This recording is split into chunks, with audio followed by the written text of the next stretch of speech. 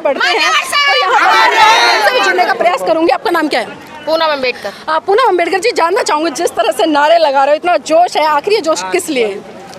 देखिए, इतनी भीड़ मैं झूठ नहीं बोलती, इतनी भीड़ मैंने पहले कभी नहीं देखी थी जितनी आज देखी है कि पूरी दिल्ली नीली ही नीली नजर आ रही थी। जिधर देखो सड़क पे नीले झंडे ही थे, नीला ही नीला था, और लोग घरों से निकल कर ऐसे देख रहे थे, पता नहीं क्या आश्चर्य हो गया है। दुकानों से लोग वीडियो बना रहे थे, फोटो खींच रहे थे, और ऐसे लग रहा था कि एक नीला सैलाब आ गया है पूरी दिल्ली के अंदर। क्या लगता है इस तरह का जो नीला सैलाब अगर दिल्ली की सड़कों पे हमें देखने को मिल जाए महीने 2 महीने में 3 महीने में, तो क्या लगता है बड़े स्तर पर राजनीतिक सफलता मिलेगी? बिल्कुल मिलेगी, क्योंकि आजकल पिट बहुत रहे हैं हमारे लोग, सही पिट रहे हैं हमारे लोग, पिट बहुत रहे हैं, अत्याचार बहुत हो रहे हैं, जातिवाद बहुत हो रहा है, और अब इसका रिजल्ट ये निकल रहा है कि लोग घरों से निकलना सीख लिए हैं। मतलब लगता है कि जब बहुजन समाज के लोग पिटते हैं तब तो वो जागरूक होते हैं। जब पहले आपने देखा होगा, सदियों पहले गुलामी की जिंदगी जी रहे थे, रोज कुट रहे थे, रोज पिट रहे थे, उनका कोई नाम लेवा कुछ नहीं था, कोई नहीं जानता था किसको मार दिया गया किसको। उसके बाद इन लोगों में एक उत्साह जगा, जब बाबा साहब आए तो एक उत्साह कि हमें उस सत्ता पर काबिज होना है जिससे सारे तालों की चाबियां, जो ताले खुलते हैं, एक उस चाबी को लेना है जिससे सारे ताले खुलते हैं,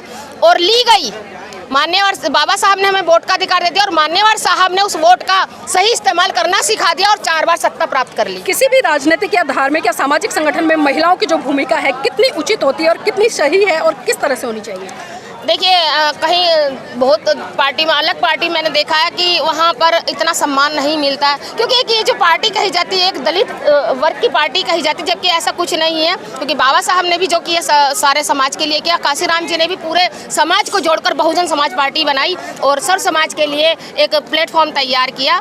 और जो दूसरे संगठनों में आपने देखा होगा, महिलाओं की जो भागीदारी होती है वो एक तरीके से नगण्य होती है, उनको सिर्फ नारेबाजी और झंडे उठाने के लिए रखा जाता है ज़्यादातर। और जो हमारी बहुजन समाज पार्टी है, महिलाओं को एक सम्मान देने के लिए तैयार किया गया प्लेटफॉर्म है। जो आपने देखा होगा 4 बार बहन जी को कितना सम्मान मिला, और इसी तरह क्योंकि एक दलित वर्ग की जो महिलाएं होती हैं उनको जल्दी से कोई प्लेटफॉर्म नहीं मिलता है, लेकिन ये जो प्लेटफॉर्म है इसे सर्व समाज की महिला, हमारे समाज की आपको लगता नहीं अगर साहब माननीय काशीराम जी नहीं होते तो बहन जी नहीं होती? बिल्कुल नहीं होती बहन जी, क्योंकि एक बाबा साहब ने तो सिर्फ वोट का अधिकार दिया था, लेकिन प्लेटफॉर्म तो हमारे पास नहीं था, और मान्यवर साहब ने एक प्लेटफॉर्म तैयार किया, और सबसे पहला वही काम किया कि एक महिला को सम्मान दिया जो बाबा साहब चाहते थे।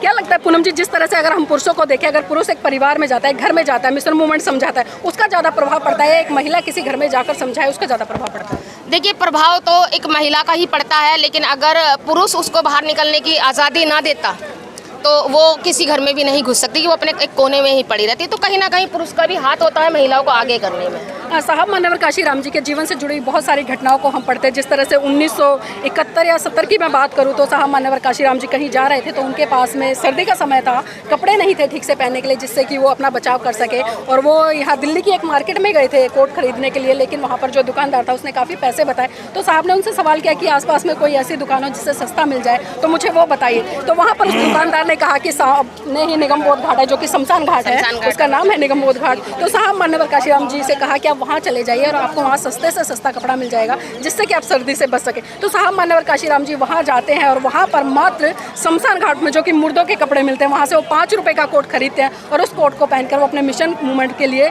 निकल लेते हैं। लेकिन आज हम देख रहे हैं कि आज हम एक से एक ब्रांडेड कपड़े पहनते हैं, एक से एक महंगे कपड़े पहनते हैं, सूट बूट टाई हर तरह के कपड़े पहनते हैं, लेकिन जिस तरह से साहब मान्यवर काशीराम जी ने काम किया आज लोग नहीं कर पा रहे हैं। इसके पीछे कारण क्या है? मैं आपको पहले तो ये बता दूं कि जो मान्यवर साहब ने कोट वहाँ से खरीदा 5 रुपये में और वो पहना, एक ये धारणा खत्म हो गई वहाँ से कि जो अपने घरों से लोग अपने ही परिजनों के कपड़े निकाल कर फेंक देते हैं, तो और डरते हैं उन सब चीज़ों से। तो मान्यवर साहब ने तो उसी जगह से 5 रुपये का कोट लेकर पहना और इतनी बड़ा कारवा तैयार कर दिया, बहुजन समाज पार्टी का प्लेटफॉर्म तैयार कर दिया और 4 बार बहन जी को मुख्यमंत्री बना दिया उसी कोट से। तो इससे 2 तरीका का होता है कि आप देखिए आज चुप कोट पहन कर चुप रहे घरों में।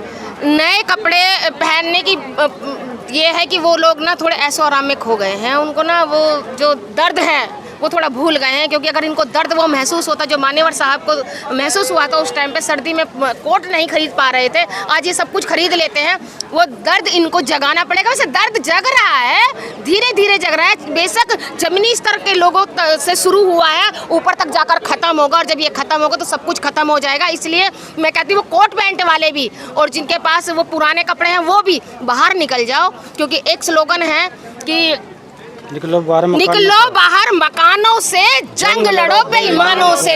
तो ये जंग जो लड़नी है वो अच्छे कोट पैंट वालों को भी लड़नी है, और जो गरीब तबके के लोग हैं जो पुराने कपड़ों में हैं उनको भी लड़नी है, सबको लड़नी है। और जब नहीं लड़ोगे तो आने वाली पीढ़ियां तक गुलाम हो जाएंगी। हम तो अभी थोड़ी गुलामी महसूस कर रहे हैं, लेकिन आने वाली तो बिल्कुल हो जाएगी। बेशक गले में हांडी और झाड़ू नहीं होगी, लेकिन मॉडर्न गुलाम जरूर बना लिया जाएगा। जी बिल्कुल सही कहा कि जो जमाना आज चल रहा है वो मॉडल गुलाम का चल रहा है, और जिस तरह से लोग बढ़ रहे हैं इस तरह वो संख्या कम नहीं है, क्योंकि मंदिर जाने पर भी समाज के लोगों को पीटा जाता है, और जिस तरह से देवी देवता है या उनकी पूजा आराधना करें उसके कारण भी इनको पीटा जाता है, लेकिन लोग फिर भी सुधरने का नाम नहीं लेते हैं। तो यहाँ पर बाबूजी भी, उनसे भी जुड़ने का प्रयास करूँगा। जानना चाहूँगी बाबूजी, आज साहब मान्यवर काशीराम जी का 16वां परिनिर्वाण दिवस है, तो बहुजन समाज के लोगों के लिए, खासकर उन लोगों के लिए जो आज कहीं ना कहीं संगठन से जुड़ रहे हैं या संगठन से टूट रहे हैं या काम नहीं कर रहे हैं, उनको क्या मैसेज देंगे?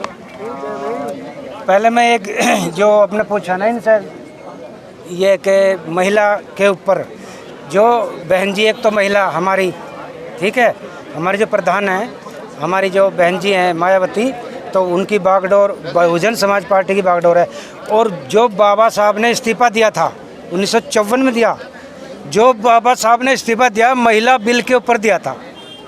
सबको पता है कि महिला बिल को राजेंद्र प्रसाद था, गांधी, ये जितने सारे थे ना, इन्होंने सब ने विरोध किया कि महिला तो वहीं रहनी चाहिए जूतियों में। और बाबा साहब को इस्तीफा देना पड़ा, और संविधान बाबा साहब ने बनाया। 7 देशों का संविधान पढ़ करके बाबा साहब ने तब उसका निर्माण किया। इनके बस का नहीं था किसी के भी, और फिर इस्तीफा देना पड़ा। महिला बिल, अब ये नौटंकी कर रहा मोदी, इसने जो नौटंकी दिखाई है कि भाई महिला बिल के, महिला के लिए, तो मुसलमानों ने करा तो हिंदुओं कर ले।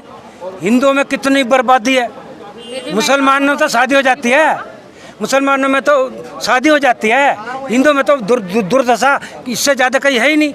हिंदू धर्म कहता भाई नारी लेखनी पुस्तिका, वो नारी जूतों में रखनी चाहिए औरत को, ये ग्रंथ कह रहे हैं, इनके ग्रंथ कह रहे हैं। और हम जो हैं जो जी, मैंने संदेश देने की बात करी है कि जो बहुजन समाज पार्टी से लोग जुड़े हुए या नहीं जुड़े, उनको क्या संदेश देंगे ताकि संगठन को मजबूत किया जा सके? जुड़ेंगे। अभी जो मक्कार हैं, जो मक्कारी दिखा रहे हैं, जो कह रहे हैं कि पंजाब में सबसे ज़्यादा दलित है, लेकिन मुझे लग रहा है कि दिल्ली में ज़्यादा दलित है। दिल्ली में बहुत ज़्यादा हैं, वो छुपे हुए हैं। हरियाणा के, पंजाब के, बिहार के, उत्तर प्रदेश के, बंगाल के, उड़ीसा के, राजस्थान के, वो यहाँ गोत्र बदल रखे हैं उन्होंने राठी, दैया, मलिक, सोलंकी, रात, राणा, दुबे, टंडा, मिश्रण, गोयल, चतुर्वेदी, जो अपनी माँ बहनों को, दादी, फूफी, ताई को छोड़ के दूसरों के खेतों में यहाँ गए, यहाँ चुप गए साले। एक वोट नहीं दे सकते, वोट दी नहीं जा रही, बकवास करते हैं।